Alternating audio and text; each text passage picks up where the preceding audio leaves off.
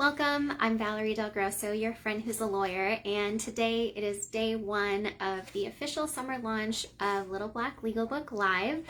During 5 short sessions each day at noon Pacific this week, I will guide you through the steps of selecting your first or next coaching offer, explaining exactly what you'll need to make sure that you can sell it legally and you're not accidentally empowering content thieves or payment drama with clients, and exactly how to set it up in your system so that you can capture all of this information in an automated way that would make it very easy if something should go sideways with a client. A couple of housekeeping things before we get started and as people hop on. Today and Thursday are the most important days. So if you know you're only going to be able to watch 2 of these episodes, make it today's episode and Thursdays. The other thing is, unlike the videos that I have been putting up over the last couple of weeks, this series of videos will be coming down on the evening of June 24th. So please set aside some time to see them. I'll send out emails to the list as well to remind you that they're coming down. In today's preview, I'm going to tell you all about the secrets that coaches tell me. And what I mean by that is not that I'm going to share client confidences, but you can imagine that seeing inside of coaching businesses day in, day out for all of these years definitely brings to the surface some common themes about what to include, when to offer certain programs, how much to charge, what features need to be there, as well as the methods for selling.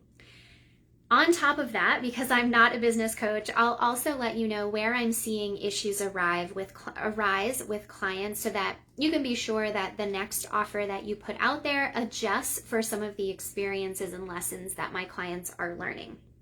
My goal for today is for you to have a really good idea in mind of what your next or first coaching offer will be, so that tomorrow and throughout the rest of the week, we can start getting your documents in place, getting your legal workflow in place, so that maybe even by this weekend, you can start marketing and taking sales for your next offer. So this is really intended to be more of an action-oriented workshop than some of the informational sessions that I've been providing over the last week or two. Now, if you have been in my community for a while, hi Stephanie, you know that I ran this launch last year leading into Little Black Legal Book Live, which I do once a year. But this year the content is different, especially day one, because what I discovered when people joined the group, we got on our first call and I said, hey, what is your next coaching offer you're going to put out into the world, so that I could help them determine which documents they needed and which kind of scenarios we needed to prevent against. And I found that these amazing people were kind of being done a disservice in the coaching industry. There was a lot of confusion about what exactly a coaching offer is versus what a marketing strategy for a coaching offer would be. And I must admit myself, I've been doing business online now for maybe 6-7 years.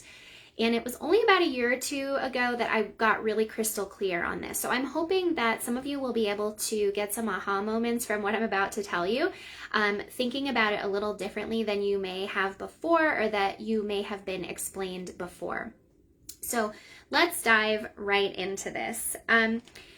I like to know exactly what coaching business models my clients are using so that we can make sure we've got the right legal protections in place for them. And by the way, many of you have watched my past presentations, you've been in my audience for a while, but for those who don't know, something that's very different around here compared to other law firms and lawyers out there is that they're very focused on this vague concept kind of protecting yourself, covering your butt, those sorts of things. For me, my emphasis is not on that because I want you to feel very clear and to understand very well exactly why you need these documents, what they do for you, what they say, what they should say and should not say. Not because I want you to be your own legal expert, but because I want you to feel very confident about how these things support your business. So this isn't about suing people. This is making sure you're doing business in a way that isn't leaving yourself open for those occasional unscrupulous clients who will come along, try to grab your materials or get more from you than what really the program entitles them to, and then do what I call the trifecta, which is refuse to keep paying, request a refund for what was already delivered, and then start talking crap in your group and kind of spoiling your audience. So that's the purpose of all of this. And so going back to this, there are many coaching business models, but these are the most common ones. And at the end of the day today, I'll put up a recap of this so you don't have to scribble down all these notes, but you generally have two types of offers. One is more of a one-on-one experience, and the other one is more of a group experience. Hi guys, I see some comments coming in, hello. When it comes to one-on-one, you've got the very traditional one-on-one coaching model where it's just you and the client on the phone, and usually this is sold in some sort of package, which I'll get to. But if it's not sold in a recurring package, like let's say weekly calls or monthly calls, it could be that you're doing a VIP day, which is an intensive experience designed to spend like half a day or a full day, either virtually or in person with your client, to really get them across the finish line for one big goal. Now, going into some group offerings, you have traditional group programs, and then a newer sort of development in the coaching industry right now is what we call kind of a hybrid membership. So this is the idea of a group program where everyone comes in at the same time and is solving one problem together. Except we extend the time frame. So the container is somewhat indefinite, like a membership would be. They stay in until they quit. When we're doing that, we have to be careful about what outcomes that we are promising and promoting because we don't know how long someone's going to stay in the program. But we'll talk more about that in just a minute of how you can still put some boundaries around it so that you're not responsible for everything this person ever wants to achieve. There's kind of a secondary model with groups, and this is running a mastermind. So masterminds are different from group coaching programs from my perspective because typically masterminds are relying on some outside experts who will come in and provide training. It's also more of a community experience where people are working together who are at the same stage in their business. And then finally, masterminds typically are higher priced. So the groups tend to be smaller and they may also have a social component to them. So when we're dealing with a social component, we're dealing with outside experts, we've got some additional things that we want to make sure we're watching out for. And then there are also live events. And I just actually have been emailing with someone who's putting on a live event this week. So some of this kind of went by the wayside with COVID, but people would actually host a live event where the ticket price is the way they make money. Now, sometimes they also pitch other programs, but the idea is that the event itself is the product. They pay for the ticket, they come and they learn, over the course of a day or 2 days or whatever the case may be. Sometimes masterminds will also have a live retreat component, but this is just an addition to the mastermind, not a standalone event, although there are many legal issues that can overlap that we'll talk about. Now, if you've been watching any of the live streams from the last week or so, you know that there are also courses and certifications, which are kind of two sides to the same coin. This is where your coaching principles are distilled down into a course that is self-paced or maybe not even for sale. And we do this so that your methodology for getting results can be saved in one place, packaged, repurposed, even sold if you want to do that. However, the hallmark of coaching that distinguishes coaching from a course is that coaching involves some type of accountability or holding space for a person that would not be present in the course setting. So those are all of your options for offers. You've got one-on-one, VIP day, group program, hybrid memberships, masterminds, live events, courses, and certifications. Take it from me, you don't want to have all of these at one time unless you really have a business track record and probably some team to help you. So for those of you who are newer to coaching, the thing to understand about this is your best bet for success, and I see this over and over again with my successful coach clients, is they really focused on one first. It doesn't mean it's permanent. It doesn't mean that you can't jot down ideas for the others and dream about the future for the others, but you've really got to commit to one. The people who do that really seem to see success. And the ones who are kind of bouncing back and forth are the ones that never really seem to gain traction and never seem to get around to taking the money-making actions that are needed to sustain a reliable coaching business that, can replace a day job or add to your financial situation. So my goal for you today, if there's no takeaway, is no other takeaway than this, is to choose one of these. And let's just focus on one of these this week to see how it could change your coaching business today if you had this up and running. Now, I want to talk about what is typically included, what I'm seeing in the industry right now for each of these types of programs, so that you can get a sense of what the pricing is, what kind of workload on your part would be required to deliver this, so that you can then back out the decision and say, I want to add $1,500 a month to my bottom line, or I want to add an offer that's going to generate $10K. And you can look at what that would require to deliver. So you can have a realistic conversation with yourself about whether you've got the time and resources to deliver that. And then also so that you can see hey, I might not need to build a gigantic audience to be able to hit this initial revenue goal. One of my kind of favorite concepts from just paying attention in the coaching world is this idea of massive action. And I always thought that meant, getting out there and doing things very boldly. But if you are a Life Coach School podcast listener, there's an episode on massive action I encourage you to go and check out, where essentially she talks about massive action is setting a goal, let's say to have 100K year, but understanding that your first month is not going to be 100,000 divided by 12. Instead, it might be a $500 month, and the massive action is continuing in the direction of that big goal, which is probably not going to be achieved in a linear fashion. So these are all things that I have had to internalize for myself, because although I'm not a coach, in a similar way to all of you, I have to create offers that I then put out in the world using specific marketing methods. And I've got to be practical about what kind of time I have and what sort of energy I have to deliver all of these things. For coaches, much more so than lawyers, you all are also taking on kind of this emotional space holding for people, and that can be a lot to carry and hold. So that will be another element of what you need to take into consideration as you think about how many clients that you can practically help at any given time, especially when you're newer. All right, so with all of that in mind, here's what I'm seeing people pricing at right now. When it comes to just a plain one-on-one offer, which if you are new to coaching, this is definitely where to start. There's a few reasons why that I'll get to in a minute. Usually what I'm seeing is about 9 sessions priced at a minimum of $1,500. So that could be like a 12-week package, 9 sessions over the course of the 12 weeks, $1,500. That's very low. So you heard it here. That's very low, but that is like the baseline starting place for those of you who are doing one-on-one.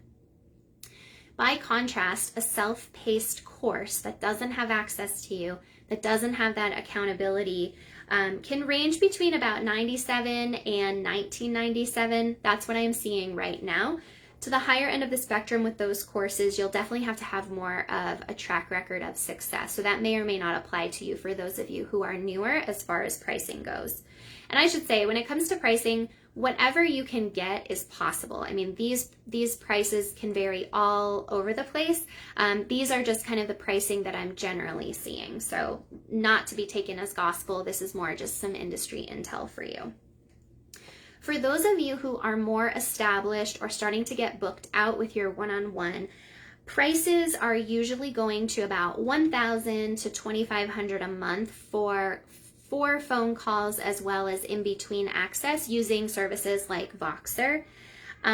This is, of course, something that can also vary much, much higher. I mentioned last week I have clients that it's over $100,000 a year to coach with them one-on-one, and their one-on-one is typically booked out. Usually, though, one-on-one is not their only offer, so they also have very few one-on-one spaces available. So a few different factors at play here, but I encourage you, if you're day one, never had a client, to start at that $1,500 price point for 3 months, and then just generally work yourself up as you get to 3 clients, 5 clients, and more. I hear a lot of coaches who come to me that are at what I call the tipping point. This is where they're maxed out, they've got to raise prices, get a team, or leverage their time into group programs. Usually those people are getting to about 15 or 20 one-on-one clients, and that's about it. So if that's helpful for you to understand what kind of time you need to have on your calendar, where the burnout threshold would be, that's the kind of numbers that you're looking for based on what my own clients are experiencing. So for people who, again, are more established and running group programs, these are priced about $997 all the way up to about $5,000.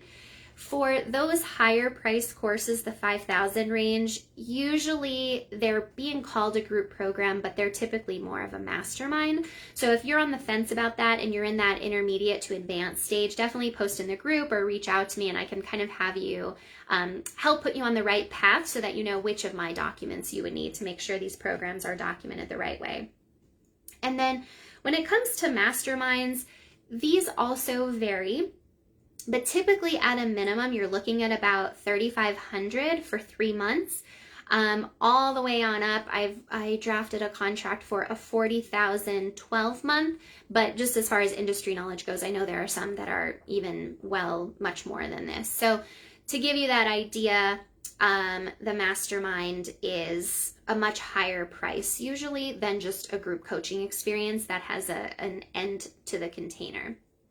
So finally, we talked a little bit about this, but for those who didn't catch it, certifications are a very premium offer because instead of the people just being able to use the material in the program for their own purpose, they're specifically getting rights to go out and reteach the material either with their own clients or even reteach it in a business capacity. In other words, training trainers. For this, I encourage you to have a 5-figure price point on it because these people are getting access to material that is proprietary to you, that you have developed from scratch and tested and refined over the years, and they're going to go out in the marketplace and compete with you. Going into a certification, there are so many benefits to it. If that's something of interest to you, definitely check out the other video in this group all about certifications and why this is a good option. But I just want you to see relative to even high-end masterminds, usually a certification program is starting at least $10,000. The most expensive certification contract I've drafted for a client at this point is $35,000. Certifications also have a lot of ongoing revenue streams, so that upfront price is not even necessarily telling the whole story. So I hope it's helpful for you to kind of see relative pricing to where these things are. And then I just want to quickly touch on what these programs are usually including right now, because the tendency, especially among new coaches who are trying to feel confident about their pricing, they tend to want to include tons of things that not only do you not need to include, but even from just a best business practices standpoint, would be things that are probably more likely to overwhelm your clients and have them, never get around to using and engaging with the material out of this intimidation. And the best way to get amazing client testimonials and feedback is to have people actually engage with your material. I know when I was first buying coaching packages, I always wanted stuff that threw in the kitchen sink, and it kind of helped me justify the price in my mind. But as time has gone on and now I've spent, I've been in programs that are $40,000 and up, I'm actually looking for less because I really want to see that this person knows exactly how I can get a result without having all kinds of extraneous things.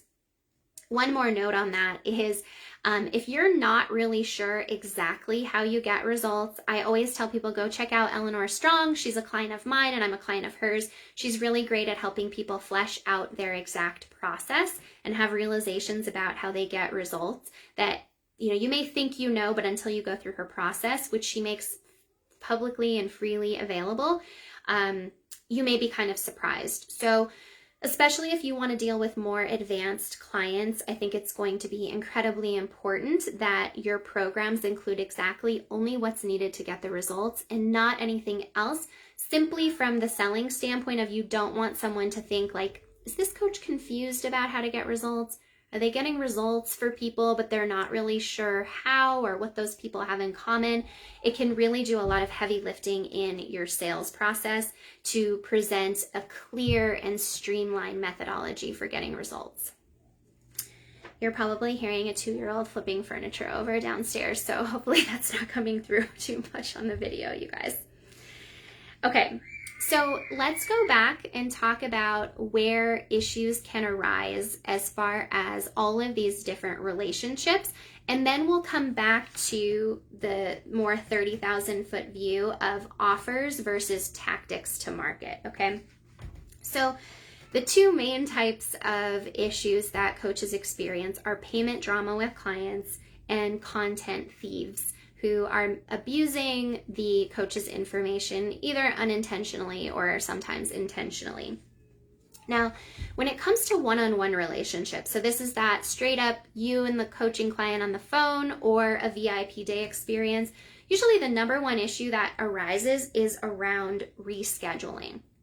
So in my client agreement templates for one-on-one relationships, I have a lot of very clear information about the process for rescheduling, the coach's availability potentially not matching the client's, oh, mama noises make you feel confident. Well, I'm glad. There's many people managing this child right now, but it's just not working, so it's fine. Rescheduling, and then finally letting people know that if they don't use their calls or their VIP day session within a certain time, kind of a drop dead date, it's forfeited. The worst thing, and I've made this mistake myself many years ago, is that a client will buy, they'll fall off the map for a while, and then like 2 years later come back and say, hey, I want this. And I can guarantee you, if you're showing up every day consistently in your coaching business, 2 years from now, you are not going to be in a position, nor will you want to offer that service at the price that you sold it at. So we want to make sure that we put an end date on that so that you can walk away, know you're clean, and not be open to a refund request because the session was never delivered through no fault of your own. Rescheduling, huge issue for the one-on-one. The other thing to understand about one-on-one is that if you are a newer coach especially, so you don't have a track record of getting client success, or you're newer, so you are getting success, but again, you're not really sure exactly why that's happening. It just seems to be happening, which is great.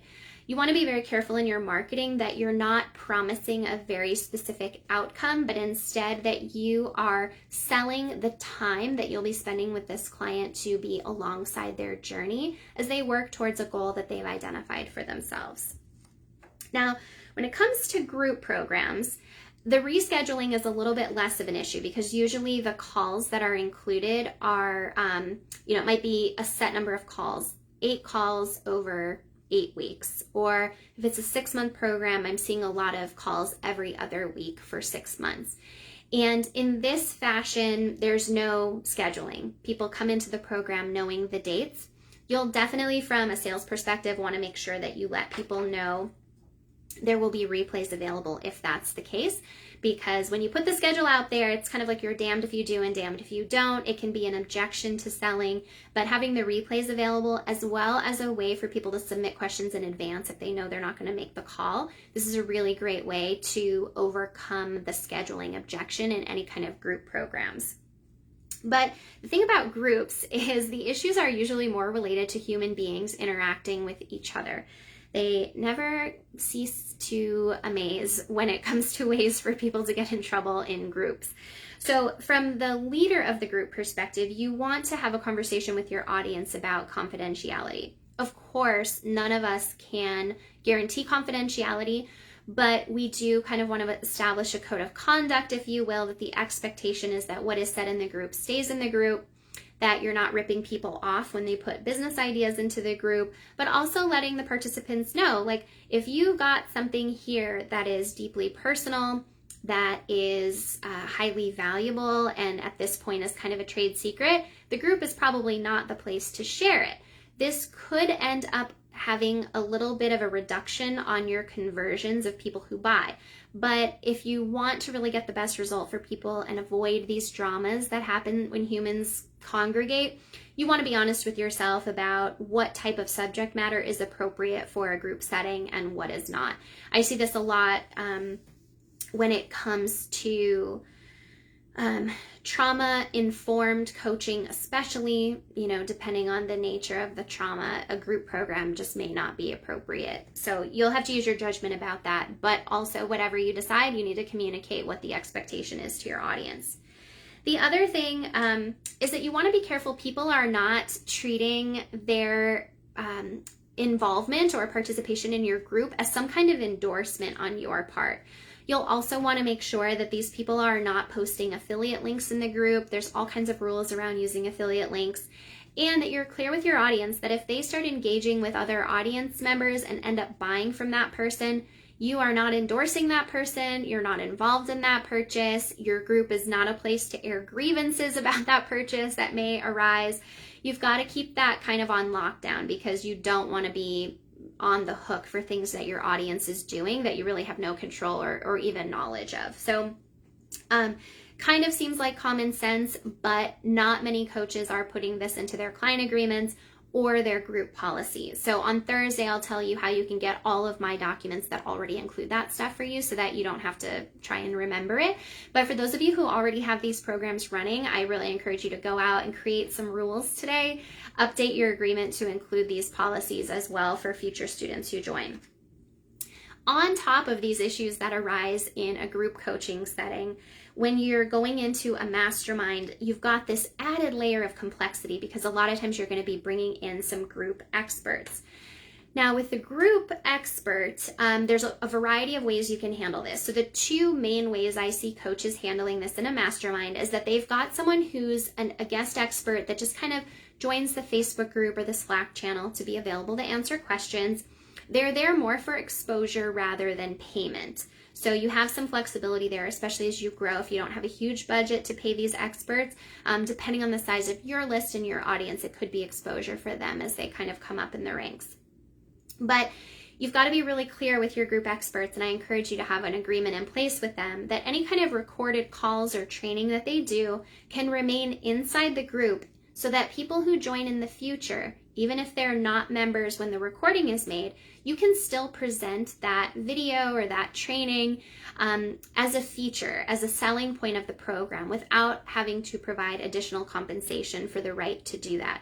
A lot of people kind of leave this open-ended, and so they end up using this recording for commercial purposes, and they may not have all the rights to it that they need.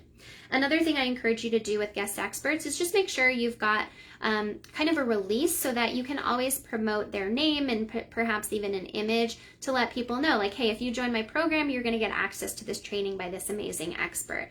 Just keeping it very clear, the line of communication open about how the training is going to be used.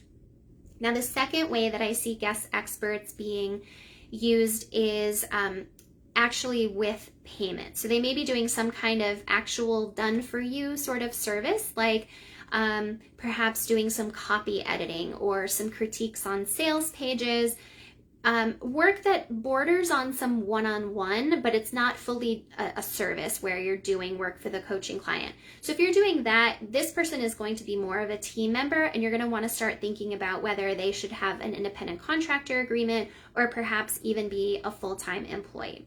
For those of you who are going to be using the hybrid membership model, you'll definitely want to look at these people being more of an employee. I think I mentioned in a live stream last week, I'm part of a program called High Ticket Hybrid by Mariah Cause. She's really the pioneer of this particular membership business model. So if you are interested in learning more about that, she's actually running a day-long training. I think the tickets are like $47 or something on June 22nd that talks all about the enrollment process without sales calls into these high ticket memberships. So anyways, if you need that link, just reach out. I have one for you. Finally, with, masterminds, you also have team issues. So you want to make sure that the team is actually showing up for accountability calls or group coaching or whatever the case may be, and that your client agreement addresses what happens in case of an emergency or if those calls need to be rescheduled. So a few different moving parts in the mastermind, but again, they are a higher ticket price point. And typically the groups are smaller, so it's not a ton of potential for issues.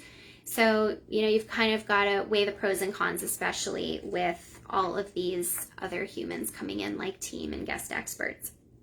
When it comes to live events, whether it's a retreat as part of your mastermind or a standalone live event, you've got a lot more moving parts. The very first one of these contracts that I drafted for somebody, a lady lost a Rolex at the event, so she claimed. So you want to make sure when you're doing anything live that everyone is responsible for their own travel, accommodations, ground transport, cancellation or rescheduling insurance, and making sure that they're not going to bring any valuables. But on top of it, your local event venue should let you know if there's any kind of permitting requirements, sales tax collection requirements, as well as what type of insurance to get to protect your event in case there is a slip and fall or some lost property. So I think there was some, I think people for a while were planning retreats very casually, but there's actually quite a bit, and I encourage you to have a separate document that everybody signs when they come to the retreat. My templates packages do include that because it's very common now, especially that we're coming out of COVID, that people will be adding those live events again. And I know myself, I'm dying to go to a live event. I don't know which one it's going to be yet, but as soon as one comes across, I'm signing up for it. Maybe I'll see you there. All right. When it comes to memberships, the big issue that arises is people getting you notice to terminate their membership in the right amount of time to actually allow you to cancel. So that's something that you want to be super clear about. Ideally, you'll have an automated system that if the membership is canceled, it will automatically terminate their access to the portal when the time is up. Tons of amazing softwares out there for those of you who are managing memberships or starting memberships that can definitely handle that technology for you. And then finally with courses, the big issue is people wanting a refund after they've already gotten their login credentials. So you want your agreement to be very clear that as soon as those credentials are sent, it's a no refund policy. On occasion, my coach clients will see people who say, I never logged in, can I get the money back? And you have a judgment call to make. If your system does show that they didn't log in and you want to grant this exception to a no refunds policy, you can do that. But the bigger issue is if you don't grant that exception and they go and do a chargeback, you have to explain to the payment processor why they shouldn't get their money back just because they didn't access it. So these are kind of the main issues that arise and that need to be addressed in your client agreement for each and every one of these programs. That is why I encourage you to have a client agreement that is specifically drafted for any one of these models so that you know that the right legal issues are being addressed explicitly in each one. And that's kind of how I have drafted, that is how I have drafted all of my client agreement templates for coaches, is based on the offer itself. Okay, so those are offers. But for those of you who've been hanging out in the coaching space for a while, you have probably seen ads for like, here's how to run an evergreen webinar, and here's how to sell on the phone, and here's how to have a tiny offer that pays for the ads, and builds a list of buyers. These are just 3 of the very common ones I'm seeing right now, but I've been doing this for a long time. The list is kind of limitless of all the different ways that people are encouraging you to buy their program with the prospect of getting sales. And this is where the distinction between your marketing tactic or strategy, the distinction between that and the type of offer you're selling is so critical. So I remember going to a live event in 2017, and a lady was telling me that she had spent $10,000 on a famous webinar building kind of group coaching program. And she was working on it for months, and then she started promoting it, and she didn't get anyone to buy the program. And at that time, of course, I felt disappointed for her. I still feel disappointed for her, but this is a problem that I see again and again. Because in order to sell a program, you've got to be really clear on what the program is, what's included, how much it costs, who's it for, and can you realistically deliver it with the time, resources, and team that you may or may not have available at this time, all with the bigger goal of wanting to get a coaching client a specific result. So a webinar that has ads running to it and that sells this program on autopilot is just a way to get people into the program. It's just a marketing tactic. But a webinar is not a business. It's not a business model.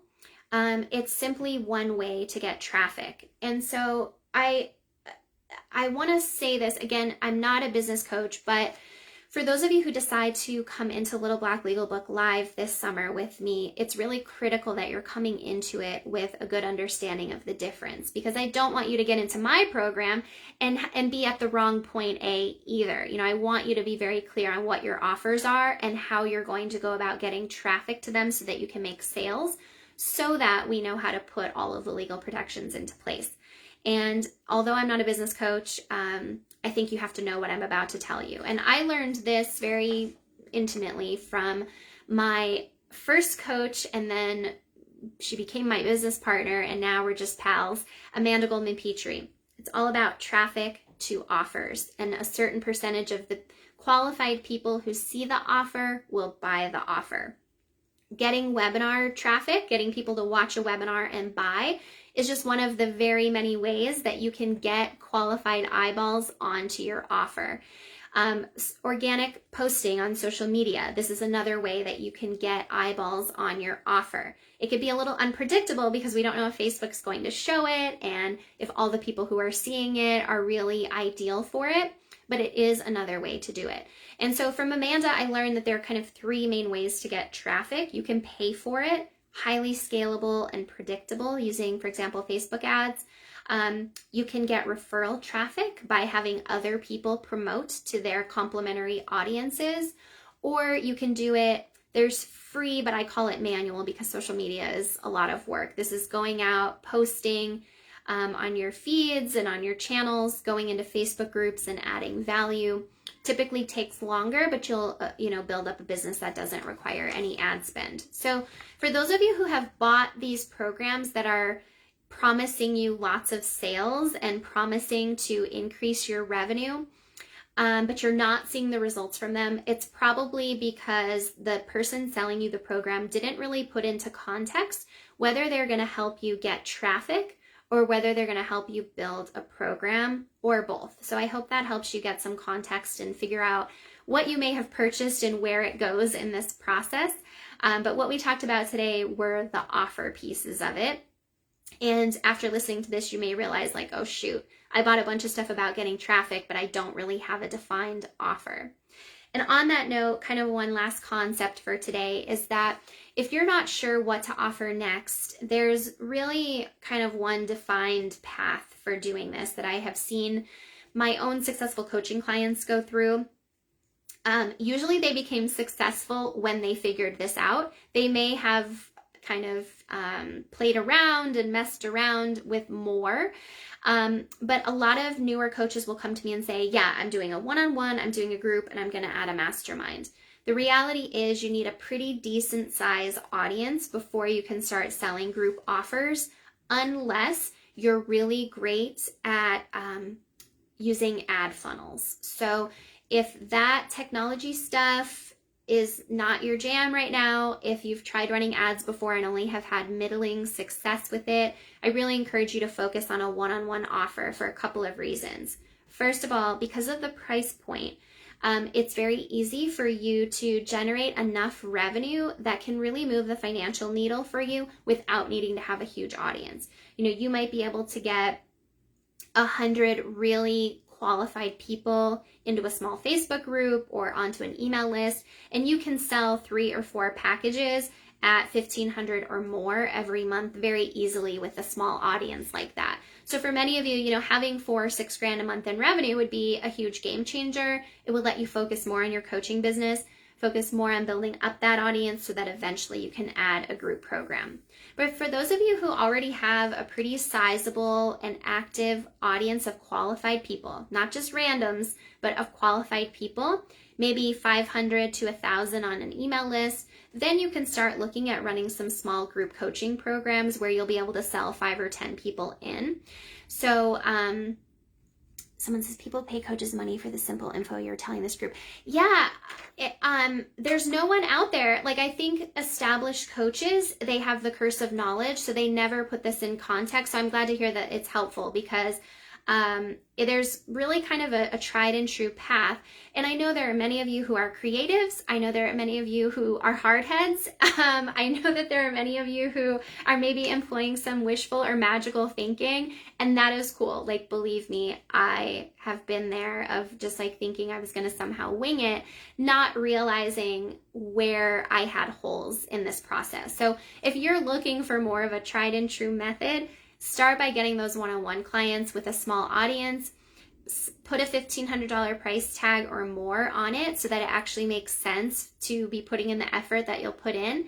And then once you start talking directly with those people, you're going to get a wealth of information about what they care about, how they frame their own problems, as well as being able to use that information to start building an even more active and on-point audience, because now you're going to have this insider info on what they care about. And using that insider info plus your experience being on the journey with these new clients will help you as you build your list. More people will want to join because they're going to see you're speaking their language, you know them inside and out. They know that you can help them based on these great one-on-one testimonials you'll have. And that's kind of the way to have this snowball and build up. You don't need to make 100 grand tomorrow. I mean, we would all love to do that. Highly unrealistic and not necessary. You can start small, get great results, have great and fulfilling relationships that sustain you and keep you excited about the business, as well as build a foundation for this thing to grow. So I hope all of that is helpful for you as you're thinking about what to offer next. And the short story is this: if you don't really have an audience right now, if you've got an old stale list, just go back to the basics. Go back to the fundamentals of offering a one-on-one. One of my all-time best friends, like from childhood on up to adulthood, I always tease her, I can only hang out with you every so often because she blows my damn mind every time I talk to her. But we were having a conversation about some local marketing issues, and she was saying the real problem with service providers is they're always trying to find a way to not deliver the service, but to collect the money. And I thought that was so funny because there's so much talk in the coaching industry about leverage your time, try to get away. But the core is that one-on-one interaction between people, and there's so much information and fulfillment that arises from that. So don't bypass the one-on-one relationships. Put an appropriate price tag on them, market them, get some experience under your belt, and it's a perfectly valid way to start. So I love talking about these topics. I'm obsessed with coaching, and I know some of my clients now have been with me for a few years, and they started out with that one-on-one, and now they've got all the bells and whistles with the group programs and the masterminds and the memberships. So there's a place for all of it, not all on day one. Okay, I will stop here for a second. If there are any questions, let's see. I do see a couple questions I will come to in a second, but put those in the chat. And then I wanted to kind of preview what we're going to talk about tomorrow. So as a result of today, I hope you have an idea in mind for what your next offer will be. Or for those of you who already are selling offers, looking at where you can maybe shore up your defenses based on some of the issues we talked about commonly going wrong. And then tomorrow, we're going to talk about some of what I call like the forgotten issues of selling legally. These are things like image ownership, how exactly to check that your program names are available, how to have a consistent sales script if you're selling over the phone to make sure that somebody doesn't do a refund request and the whole conversation was oral. And then having some business and billing policies that you can consistently apply, that you can build boundaries right into your business from the start, so you don't have people, doing scope creep and trying to message you on 10 different platforms. So huge practical side of running a booked out coaching practice that we'll talk about tomorrow. I hope you can make it.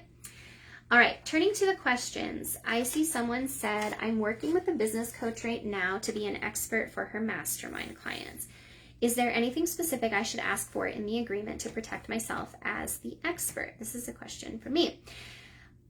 Yes, so this actually is a really good point. There's kind of two things built into this question. The first is that when you are the talent, I'll say, so whether you're going to provide like virtual assistant services to somebody, you're going to show up as a guest expert in their program, You're going to do some graphic design for them. When you're the vendor, the talent, you should really have your own agreement. With that being said, though, if you're not in a situation to provide your own agreement, or, and this is common, you're working with someone who's pretty established and they have their own sets of contracts that they like to use, the things that you'll want to make sure are very clear when dealing with the guest experts is whether or not you'll be paid, whether or not there's a specific schedule or time commitment, whether there's a length of time, so, once a month for 6 months, that kind of thing, whether you need to be engaging in the group just to respond to questions if you're tagged, or if you are supposed to go in there and generate conversation on certain topics that are in your expertise. And then finally, what will happen to any kind of recorded training, if there will be one, once you're no longer a group expert. And, if they can use your name and likeness on their sales page to let people know that inside the mastermind this training exists. Those are the main points that you'll want to at least make sure are addressed, not because all of those things are necessarily included in the program, but you just want to make sure that those main touch points for that type of relationship are addressed in writing somewhere. A lot of times, I know myself included, like I'm not running a huge show. It's just myself and Sharon Booker. Some of you may have interacted with her. She's my amazing assistant. So I have a lot of conversations with people who want to collaborate, with people who do consultations but are not quite ready to work with me, and the details kind of get lost, I must admit. So just better to have that in writing so everybody's clear as memories fade and programs go away. From the standpoint of someone who owns the group and is bringing in experts, you may also want to address what happens if your clients end up hiring that guest expert. You may want to set up some type of affiliate relationship so that you can kind of capture some of that revenue that was generated from your own audience. The sky's really the limit in creating those relationships, but you just want to make sure it's well documented so you're not running into any kind of issues of a guest expert ultimately coming in and kind of competing with you. All right. And then someone said, can you provide the link to your client agreement templates? Why, yes, I can. So a little preview, as I mentioned, my goal for this week for you all is to really understand what your offer is going to be, what can potentially go wrong, what sort of other issues you may not be thinking about that you need to have it handled before you're selling. Wednesday, we'll actually walk through a free privacy policy template together so you can see exactly what a good template versus a bad template looks like and see how easy it can be to implement these. Thursday, we'll actually walk through exactly what you're going to include in your next program, and that will lead to the launch of Little Black Legal Book Live. There are two options then. So I'm happy to put the link for the DIY self-study available now, Little Black Legal Book, in the comments for you. But if you want to wait until Thursday, the price point will be a touch higher. But in addition to Little Black Legal Book Live, you're going to get 4 amazing bonuses as well as 4 group calls so that we can continue this kind of conversation except on a Zoom call where we can actually go back and forth a little bit more, and I'll help you fill in those templates for your exact offer.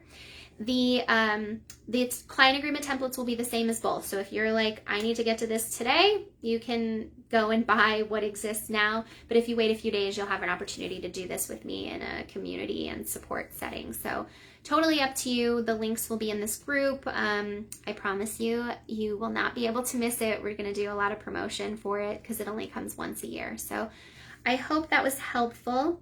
I'm not seeing any more comments at the moment. If you're catching this on the replay, please just tag me so that the notifications don't get lost. And I will be back here at noon Pacific tomorrow talking about the forgotten aspects of selling legally. Have a great day, guys.